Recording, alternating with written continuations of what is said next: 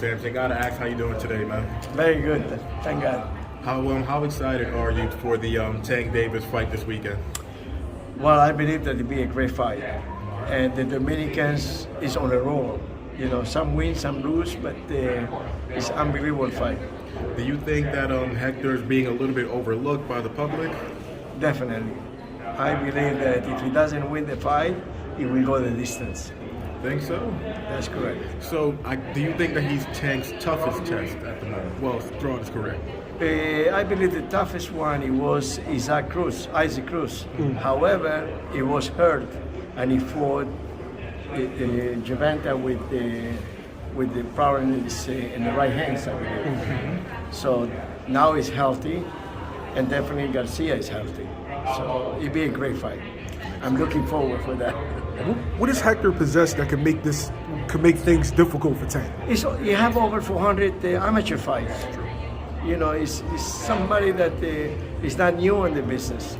So you have actually more experience that you have, even though you have 16 fights, you have more experience in boxing-wise than Gervonta. Gotcha. Now, we gotta ask you, it's kind of official, wasn't really announced yet, but both David Benavidez and Caleb Plant said, we're gonna get it on probably about March. It will be in March. Do you have an exact date, or you're not too sure? Not yet.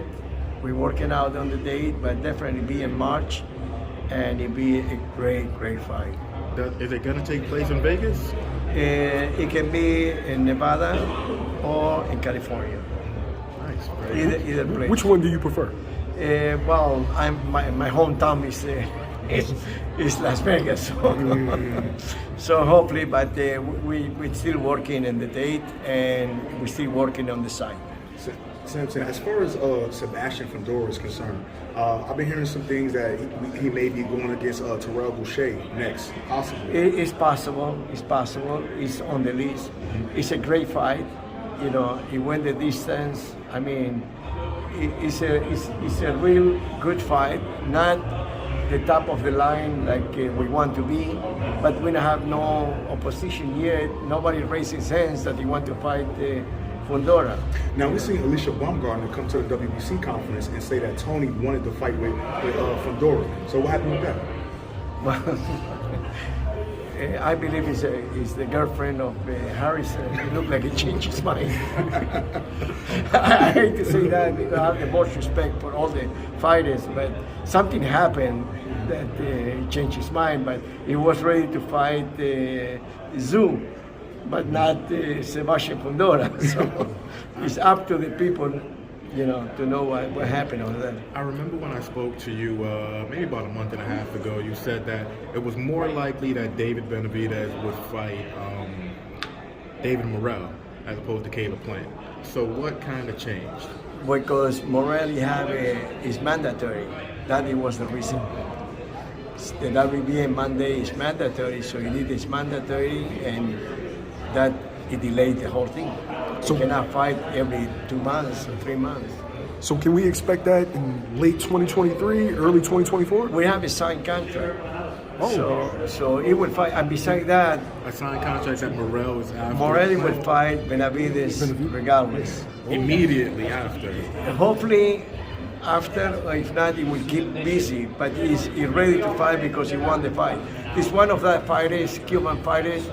He have no fear, and he make his decision that is the fight that he won. Now, Canelo, it could happen in September, and if Canelo doesn't take the fight and Benavidez win, so it'll be unification, because I'm pretty sure that the WBC, it will strip Canelo. That is well deserved to get stripped. Put you on the spot. Who's a tougher fight? Caleb, Morrell? Morrell, by far. By far? You're not even thinking about it? No, not at all? No. Both is very good fights, both of them. But remember, you have a boxer on Plan, and you have a boxer and a puncher on Morrell. So both of them is a really a good fight for both. But this is my personal opinion, and we plan to have, I have no animosity with any fighter. And with Plan, I said, no, always. You have a beautiful wife, now a child, so I'm very happy for him. But my personal opinion, if you ask me which one is the tougher fight, I think I have the right to say which one. Now, as far as David goes, he has a lot of options at 168 pounds. If it was up to you and everything went perfect, which fights would you want in a row? Definitely Plan, because he'd be a great fight. It's not a walk in the park. Morrell and Charlo, another good friend of mine. Hey Sam, so we did see Edwin De Los Santos last year get a great win over Rayo Valenzuela. I heard some rumblings about him and Isaac Cruz, but it looked like Isaac Cruz will go another way. What's next for De Los Santos? Well, put it that way, it's on the table. And Isaac Cruz, you need to fight the best because he's capable to beat the best. And I believe Edwin De Los Santos is a really good fighter. What were your initial thoughts when not Anthony Durrell, but when Caleb Plant got that ridiculous knockout over Anthony Durrell? Look, I would not say that it was a lucky punch. He's a great fighter, Plant. That is the reason he beat Uzcategui. I mean, he's a real good fighter. I don't underestimate him because it will be a good fight with Benavidez and he'll be in pay-per-view, so many people will buy it. However, if you ask me between Morrell and Plant, I say that the difference is the power. So how, in your mind, how exactly does that fight play out between Plant and Benavidez? How does it shape out? No. It'd be a great fight, but it'd be a knockout. Now, early, late? No, late. It's a great fight Plan. It will not be early. It'll be very close of what happened with Canelo. Now, David's been chasing Caleb Plant for about a couple of years now. Were you surprised that after the Durrell fight that Caleb Plant pursued David Benavidez to try to make that fight? Well, let me put it this way. There's no couple of years. It's much more than that. Okay. It was before the COVID that he had an issue in the gym and almost he went to hands, So it's very animosity. It's something personal. If it was not title in between, it'd be the same kind of thing. Normally, fighters say, I dislike this guy, before to build the fight, but it's not to build this fight. We hate each other. I mean, I never saw animosity like this one. It's the obvious is Caleb Plant, not Anthony Durrell, but Caleb Plant, David Morrell, Canelo Alvarez, Jermall Charlo. Those are like the obvious guys. Demetrius Andrade. Well, that's what I was gonna say. How do you view a guy like Demetrius Andrade? Do you think he's a guy who can really challenge David, or do you kind of look at him and say, Benavidez will take care of him easily? No, Bob Andrade, he wants to fight everyone, but when they have a shot to fight now, the Benavidez, he said, I need a tune-up. So that is my answer. Well, he did just come off that shoulder injury, though. Whatever. Just saying. The opportunity, he had the opportunity to fight Benavidez already, and he decided to go for a tune-up, which I agree with them in a way because he wants to be 100%, and I imagine he will not be 100% this time. Who knows? So are you saying you guys actually offered him a contract and just scraped the contract, and then you guys went out to Caleb Plant? No, definitely it was a talk, no contract. It was a talk, and he decided to take an interim fight. Gotcha. Now he need to be on the line because the first one will be Canelo, Morrell, and Charlo. Gotcha. So, Damn, he got to go all the way back. And just the last one, just still to continue talking about Andrade, if you had to rank everybody, so that would be Caleb Plant, Morrell, Canelo, Charlo, and Andrade. List them from toughest fight for Benavidez to the least toughest. The toughest one probably be Canelo.